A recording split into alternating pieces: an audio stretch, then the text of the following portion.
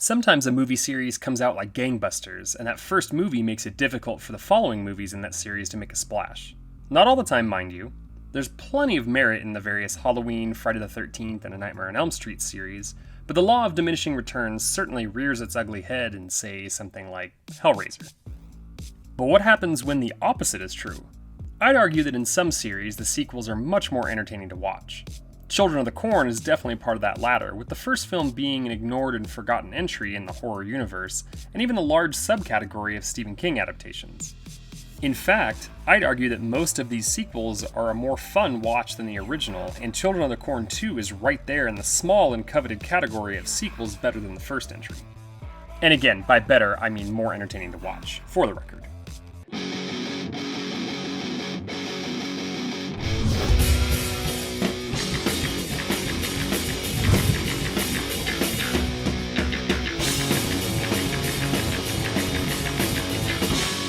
90s and 2000s horror powerhouse Dimension would push out the next 6 entries over the span of about 8 years.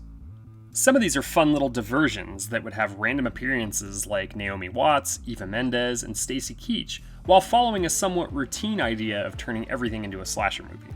What I think makes Part 2 stand out, apart from calling itself The Final Sacrifice, which is kind of early in a long series like this, is that it immediately sets the tone of not taking itself too seriously. After an 8-year absence, and with the first one being a very serious movie in tone, it's nice to have it go off the rails a little bit in true 90s style. Director David Price has a very limited career with only this and the Tim Daly-led Love Me Some Wings, Sean Young comedy Misfire, Dr. Jekyll and Miss Hyde under his belt, but he does a decent job here for what it's worth. Similarly, writers A.L. Katz and Gilbert Adler had nearly nothing else feature film-wise to their names, but did write a lot of genre TV like Freddy's Nightmares and Tales from the Crypt. In addition to being way less serious in most parts, the creative team decided to go immediately into the final into the title, while other series would wait at least until there were 4 movies into their respective franchises.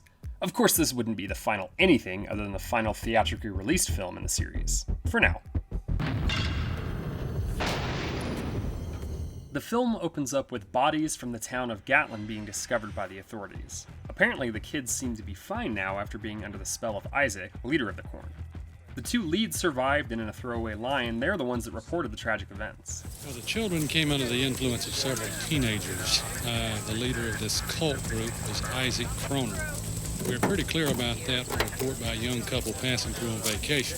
The neighboring town of Hemmingford decides to adopt all the lost children from Gatlin, and we are introduced to our 2 leads, John Garrett and his son Danny. Garrett is a reporter, and his son is an a-hole who probably hangs out with the jerk kid from A Return to Salem's Lot. Nice fucking driving. Fuck you! John is played by Terrence Knox, who's probably most known for Dr. Peter White in the show St. Elsewhere, but also the wildly underrated horror anthology From a Whisper to a Scream. His son is played by Paul Scherer, who would almost exclusively stay a TV actor. A couple other reporters are snobs to the pair before getting killed by He Who Walks Behind the Rose, with a mix of predator vision and omen-like natural disaster.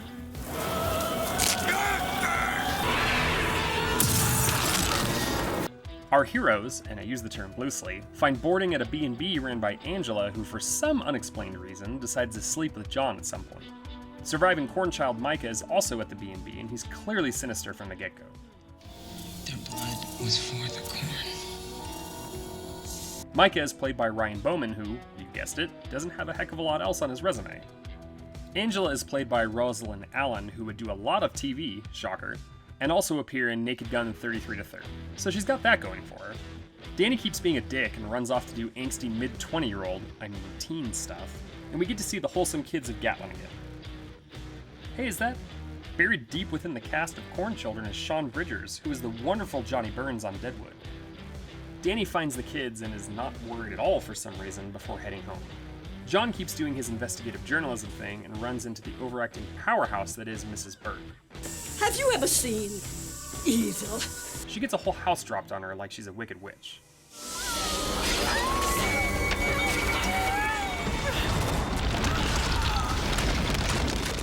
Our 2 young lovers, Danny and Lacey, meet like all good love stories, with Danny being a peeping Tom. He's a peeping Tom. Christy Clark, who plays Lacey, is finally a bona fide horror connection, as she's also in the first Nightmare on Elm Street sequel, as well as 1,600 episodes of Days of Our Lives. I don't care who you are, that's impressive. The movie at this point is like a cut-and-paste slasher film, where you know exactly who is killing the victims, and the set pieces are all set up with fun special effects. I like the very drastic change of tone from the first film, and it was a popular choice at the time that lends itself to making a followable formula going forward in the series. An adult at the church looks at the kids the wrong way, and he has the world's worst nosebleed that looks like he was an extra in one of the Scanner sequels. John explores the Gatlin School, where it feels like he could have ended up in Silent Hill, and you can kind of see what the movie was going for with trying to expand on the story, while also giving an explanation of what the hell's going on. Their blood was for the corn. Frank Redbear sneaks up on him and is the undisputed best character in the movie, with, quite frankly, some of the best lines, too. Now, isn't that just like a white man? Assumes he has the right to be here and no one else does. He's like a much more chill version of Taylor from Poltergeist 2.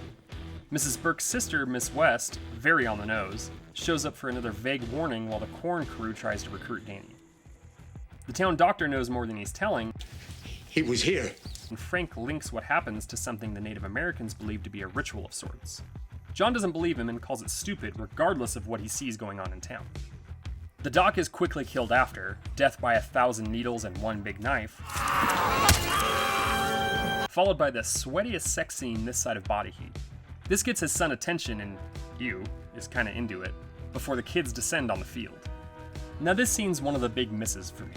I know I said I'm for expanding the mythology, but when they investigate the corn storage facilities and find out that there is a substance that makes everyone hallucinate things, it kinda loses me.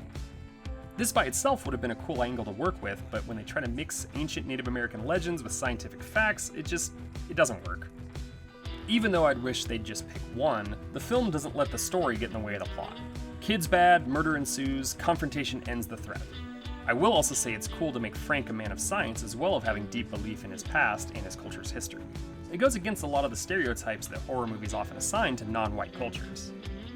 The kids use a whole saw-like trap to kill Miss West with one of the silliest and best dummies I've ever seen get launched by a truck through a window. Gremlins did it better, but this is still pretty satisfying. Bingo? The sheriff is bad and in on it, again, shocker, and attempts to kill the heroes with a comically menacing piece of farm equipment, and even though they get away, the Corn followers kidnap Angela and Lacey as sacrifices to their god. The town has a meeting to decide what to do, but that becomes irrelevant as the kids who killed all the adults in the other town lock them in the building and burn it down, killing all the adults in town. Man, had any of these people actually seen a horror movie? The movie ends about how you'd expect it to, with the children trying to have a final ceremony and the last remaining adults coming to the rescue. Danny actually looks like he's going to join the Cult of Corn, but Chekhov's farm equipment busts up the party. Frank takes an arrow to the gut, and John uses his Jack Burton reflexes to straight up kill a kid. Well, a young adult anyway. Lacey, Danny, Angela, and John all flee from both the children and a Tremors reject that is supposed to be the deity, and when they are caught, Micah gets struck by a ghost corn lightning and Frank has enough energy in the tank to start the motor again. This is wild and I'm here for it. John saves Frank while Micah briefly turns into an extra from Night of the Demons and gets sucked into the machinery and promptly spit out in chunks. The sun rises on the remaining heroes as they build a funeral pyre for Frank, something alluded to earlier in the film, and somehow, miraculously, these two thoroughly unlikable dudes end up with the girls.